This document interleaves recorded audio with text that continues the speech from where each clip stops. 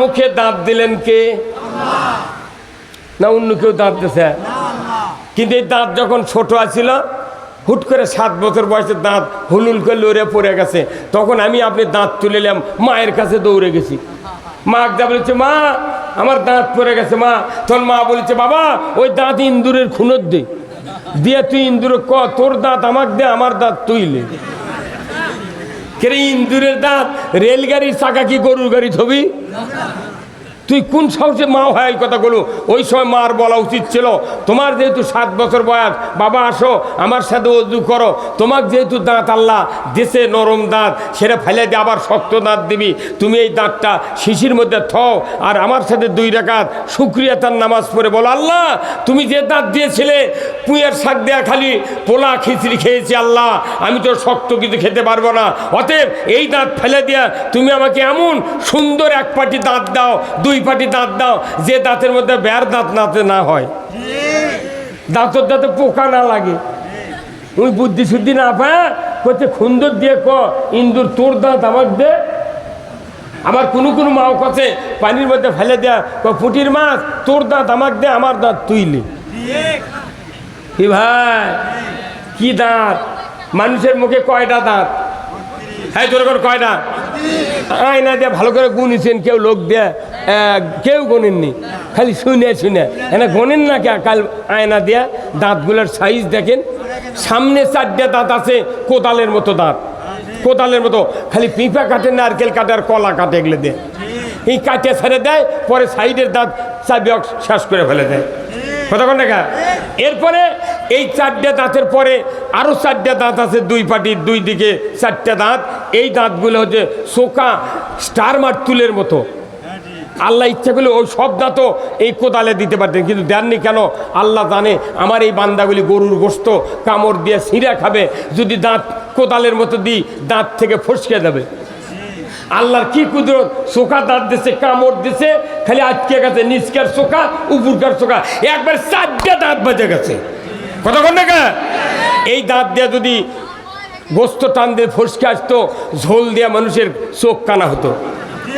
কি বুদ্ধি আল্লাহর কারুকার্য। এরপরে 4 পাটি মারির দাঁত দিয়েছে, দেখবেন টেবল বসানোর সেন্টনের মতো, 2 দিকে উঁচু, মাঝখানে একটু ডাউন, খালি মুরগির রান সাইড দিয়ে ঢুকে দেয়া, খালি আস্তে চাপ দিয়েছে, ওটি মেশা খাও। এই দাঁতের জন্য কি অনলাইনে দরখাস্ত করছিলেন? আল্লাহ কি কান পাও ধরে কান দিয়েছিলেন আল্লাহ দাঁত দে আল্লাহ? মা আপনার জন্মের আগে মায়ের বুকে সুন্দর গরম মিষ্টি ঘুমের ওষুধ সহ ওই দুধের ভিতরে আল্লাহ এমন একটা মেডিসিন দিয়েছেন, আপনার জীবনের কোনো রোগ হবে না। ধরে কোন আল্লাহু আকবার। আপনি আমি পৃথিবীতে আসি নাই, আমার খাদ্য মায়ের বুকে দিয়েছে, ধরে বল ঠিক কিনা? তিনি হলেন আলহামদুলিল্লাহি রব্বিল আলামিন। আল্লাহর প্রশংসা যখন আপনি সূরা ফাতিহা পড়বেন, এইগুলি চিন্তাইলে পড়া লাগবে, আল্লাহ আমার কি দেয়নি, সব দিয়েছে আল্লাহ, তোমার শুকরিয়া করে আমি শেষ করতে পারবো না। লাইন শাকারতুম লাযিদান্নাকুম, যদি আমার শুকরিয়া করো বান্দা, তোমার নিয়ামতকে আমি বাড়ায় দেব। আল্লাহু আকবার। আর যদি অলাইন কাফারতুম, যদি না শুকরি করো, আমি আল্লাহ তোমাদের নিয়ামতকে কমায় দেব। শুধু কমায় দিবে, আযাবিলা শাদীদ, আল্লাহ কঠিন আযাব দেবে। জোরে বলুন ঠিক কিনা? এই দাঁত আল্লাহ দিলেন। জিহব্বাটা কি জিহব্বা? একটা জিহব্বার দাম 10 কোটি টাকা। কয় কোটি? প্যাথোলজি মেশিন এই জিহব্বাতে কয়েক কোটি সেল আছে। এই জিহব্বাতে আপনি একবারে যদি এত টাইমে 1 সেকেন্ড পর পর 100টা ফল দেন, 100টা খাবার দেন, সেকেন্ডের ভিতরে বলে দিবে এটা লেবু, এটা টমেটো, এটা খেজুর, এটা কুশের গুড়, এটা চিনি, এটা হচ্ছে আপনার খেজুরের গুড়। তাহলে এই জিহ্বার আবার কত দাম। প্যাথোলজি আপনি ডায়াগনস্টিক সেন্টারে যান, প্রস্রাব পায়খানা রক্ত পরীক্ষা করে মেডিসিন বিশেষজ্ঞ ডাক্তারেরা সই দিয়ে আপনাকে রিপোর্ট দেয়, কমপক্ষে 5,000 টাকা বিল করে এই পরীক্ষার বিল, তারপরে ডাক্তারের কাছে যায়। আর আপনাকে এমন মেডিসিন বিশেষজ্ঞ জীবের সাথে সেট করে দিয়েছে, মুখত দিলি কাগজ কলম ছাড়াই রিপোর্ট। কি রিপোর্ট রে?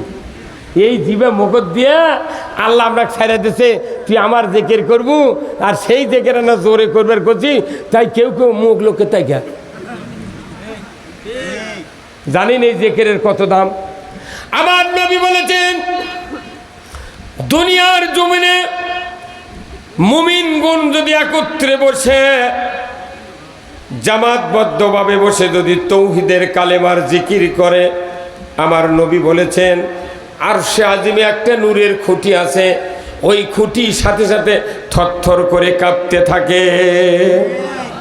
আমার আল্লাহ বলেন, খুঁটিরে কাঁপছো কেন? বলে রব্বুল আলামিন ওই যে দুবল হাটির সুন্দর একটি তাফসিরুল কোরআন মাহফিল দেখছি, ওখানে হাজার হাজার মুসলমান নরনারী তৌহিদের কালিমার জিকির করছেন। আল্লাহ ওই বান্দা বান্দির যতক্ষণ জীবনের গুনাহ মাফ না করবেন, আমি আরশের খুঁটি থামতে রাজি নই। আমরা জিকির করব এই ময়দানে, আমাদের পক্ষে মাপ চাবে কে? আরশের খুঁটি। আরশের খুঁটি মাপ চাবি। আল্লাহ এই দরখাস্ত যখন আরশের খুঁটি আল্লাহর কাছে দেয়, আল্লাহ কবুল করেন। জোরে কোন আলহামদুলিল্লাহ। স্বতঃস্ফূর্তভাবে আল্লাহর জিকির যদি করতে না পারি, আমাদের মুখের জড়তাও দূর হবে না। কথা ঠিক কিনা? একটু জোরে জিকির করেন না, 1 মিনিট।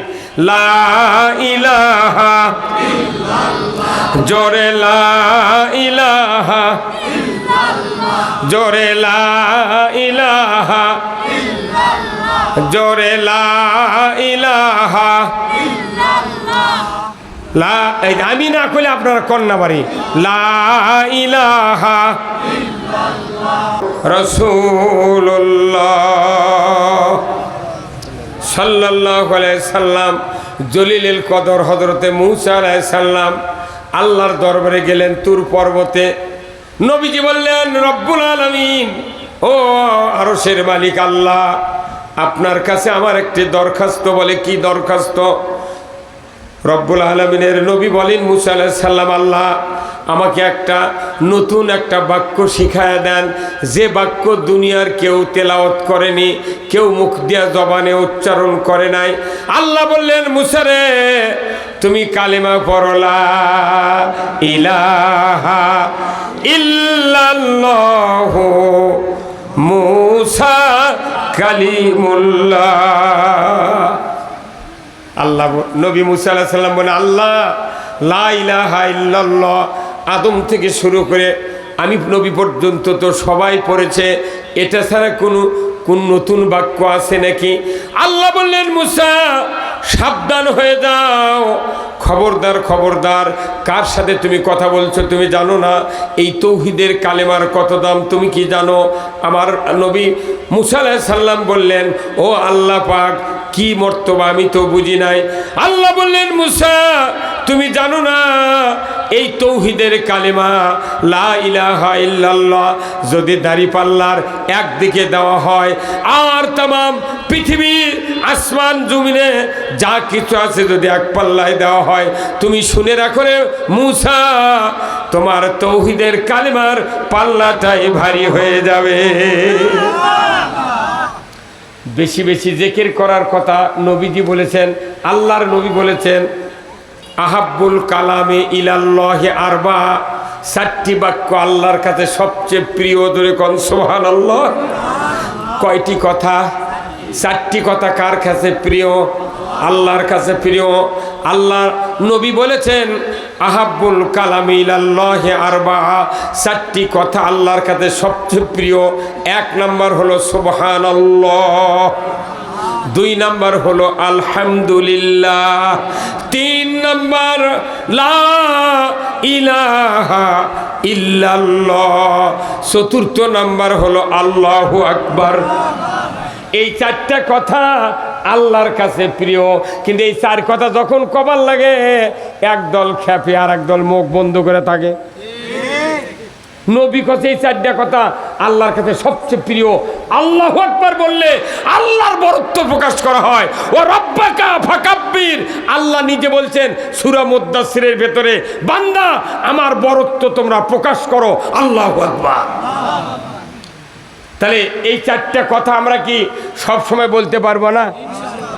আবার আল্লাহ রসুল বলছেন কালেমাতানে হাবিবাতানে ইলার রহমান, দুইটা কথা আল্লাহর কাছে সবচেয়ে প্রিয়। জোরে খন মারহাবা। কয়টি কথা? দুইটি কথা আল্লাহর কাছে প্রিয়। নবীজি বলেছেন কালিমাতানে হাবিবাতানে ইলার রহমান, রহমানের কাছে দুটা কথা খুবই ভালোবাসার বস্তু, খুবই ভালোবাসার জিনিস। দুইটা কথা কালিমাতানে হাবিবাতানে ইলার রহমান, খফিফাতানে আলাল লিসান, জবানে উচ্চারণ করা সহজ, সাকিলাতানে ফিল মিজান, নেকির পাল্লায় সবচেয়ে ভারী। এই দুটা কথা হলো সুবহানাল্লাহি ওয়া বিহামদিহি সুবহানাল্লাহিল আযীম। এই দুটা কথা যদি আপনি হাটত যাতে, বাজারত যাতে, ভটভটি চড়ে যাচ্ছেন, ট্রেনত চড়ে যাচ্ছেন, বাসত চড়ে যাচ্ছেন, অজু অবস্থায় অজুও লাগে না যদি তসবিহ পড়তে পারেন, কিয়ামতের ময়দানে নেকির পাল্লা ভারী করে দেবেন কে? আল্লাহ। এটা না পড়ে মাসাঙ্গত বসে থেকে খালি মিছা কথা, গিবত আর গোয়েন্দাগিরি করা, আর লুঙ্গি লোয়ার স্বাদ লেগে চিড়ে যাচ্ছে, তাও মাসাং ছাড়িচ্ছে না। হ্যাঁ না, সব ইবাদত আপনাকে করতে হবে। জবানকে পরিষ্কার করার জন্য এমনও মানুষ আছে বাংলাদেশে, লেখাপড়া বহু আছে, জোরে জোরে আকামত দিয়ে বাড়ির নামাজ পড়ে না, ওই বইয়ের ভয়ে। বউ হচ্ছে বিএ পাস, উনি হচ্ছে 8 পাস। বাপের সম্পত্তি বেশি আছে দেখে ওই মেয়ের বাপ ওই পাগল নিয়েছে 8 পাসের সাথে বিয়ে দিয়ে দিয়েছে। এখন 8 পাসের ওই সুরা জানে না, ক্যারাত দেয় না, জোরে আকামতও দিবার জানে না। বউ বিয়ে পাস, উনি হচ্ছে 8 পাস, উনি দিবি জোরে আকামত দিবি, উনি খালি গুনগুন করে কিবেন কা আল্লাহ হচ্ছে। এই আমাদের উপদেষ্টার মধ্যে একজন আছে, আমাদের উপদেষ্টার মধ্যে একজন আছে, তাই হলো জানাজা করবে লাগা খারাপ হচ্ছে। সেদিন ফেসবুকে দেখলাম ওই তাকবীরে তাহরিমা বান্ধিছে বাহাত উপরে। কি মরো তুই রে, কে তুই একটা মানুষ, ঢাকা বিশ্ববিদ্যালয়ের শিক্ষক, তুই বাহাত উপরে বান্ধু কেরা? এই আর এগুলো মাদ্রাসার ছাত্র কোলে যে তাকবীরে তাহরিমা বাঁধবি, এই তাকবীরে বাঁধার নিয়ম কিনি লোক আর বৃদ্ধাঙ্গুলি কবজা এইভাবে ধরবি, এই 3 লোক এইভাবে থাকবি। কথা ঠিক কিনা? কালাসল মাদ্রাসার এরা তাকবীরে তাহরিমা বাঁধে সোনার টুকরা এরা। কথা ঠিক কিনা? আর ঢাকা বিশ্ববিদ্যালয় ফেরতা মাথার চুল পাকে সোন পাঠ হতে ওই জানাজার সময় বাহাত দিয়েছে উপরে। চেয়ারম্যান সাহেব ওই কাম করছে ওটা, সেটা আবার ছবি তুলিছে। কি ডাকাতি কামগুলো! তাহলে ইনকা লোক যদি সরকার হয় সেই দেশে শান্তি হবে। মুসলিম আমি, সৈনিক আমি, আমি চির রণবীর, আল্লাহকে ছাড়া কাউকে মানি না, নারাই তাকবীর। বীর মুসলমান ধরো আল কোরআন, ফিরায়া আনো সেই হারানো সম্মান। বীর মুসলমান নারাই তাকবীর, আল্লাহু আকবার, তুলো ধুনি ধরায় রাখবার। বীর মুসলমান ধরো আল কোরআন, ফিরায়া আনো সেই হারানো সম্মান। বীর মুসলমান আমরা বীরের জাত। ইসলাম বিজয় না থাকার কারণে শিখে ইন্দুর বিড়াল আমাকে মাথাত লাগতেছে। আমি সারা দেবন টুপি মাথার দিলাম, পাঞ্জাবি গাওয়াত দিলাম, হজ করলাম, উমরা করলাম, যদি ইসলামটাই যদি মানতে না পারি এদেশের মাটিতে শান্তি কায়েম হবে না। চুরি বন্ধের আইন আছে, জেনা বন্ধের আইন আছে, ঘুষ বন্ধের আইন আছে, মদ বন্ধের আইন আছে। বাংলাদেশের সরকারগুলি লেখে মদের অপব্যবহার করা যাবে না।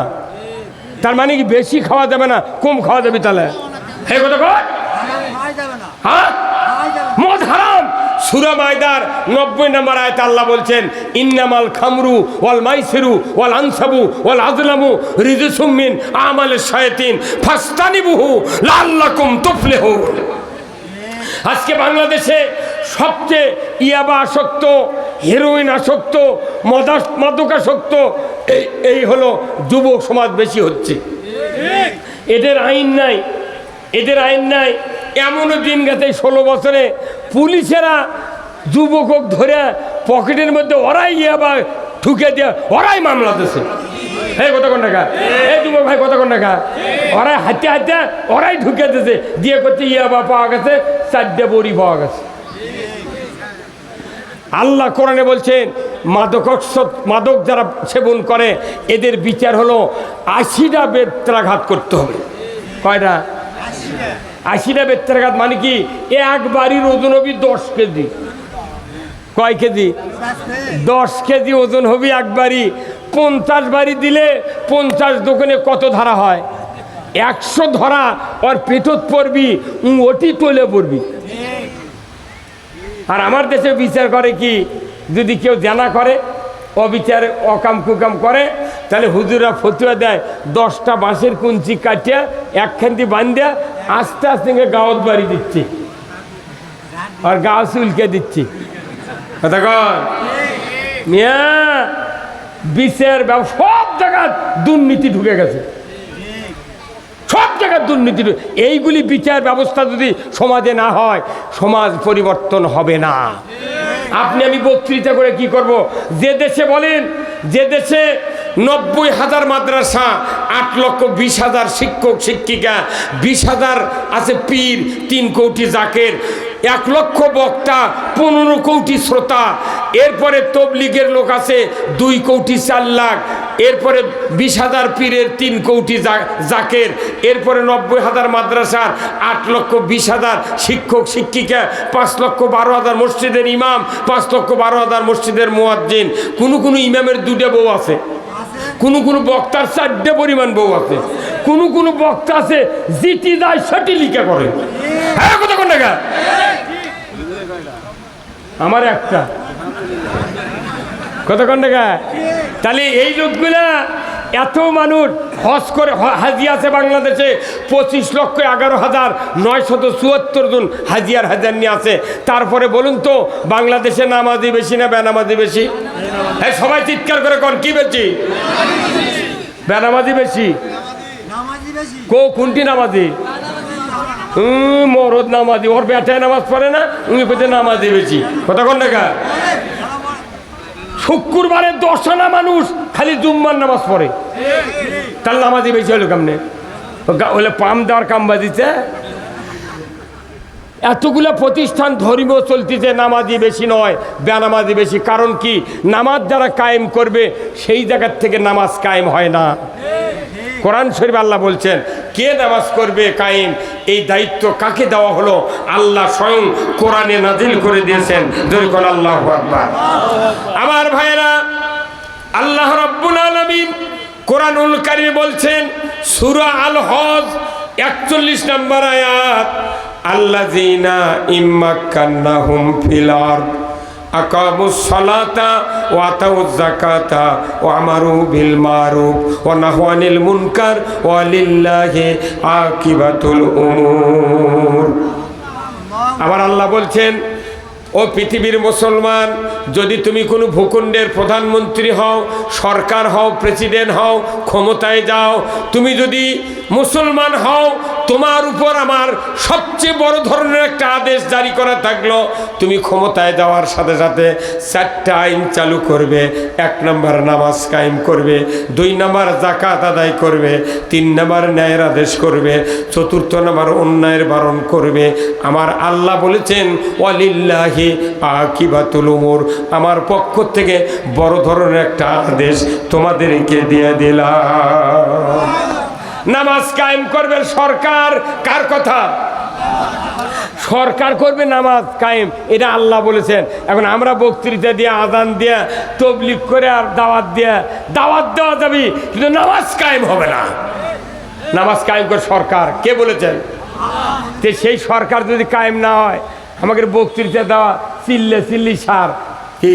মেলা নেতা এই মাহফিলে বক্তৃতা দেয়, আচ্ছা কয় বিসমিল্লাহির রহমানির রহিম, আমরা মুসলমান, নামাজ পড়বেন।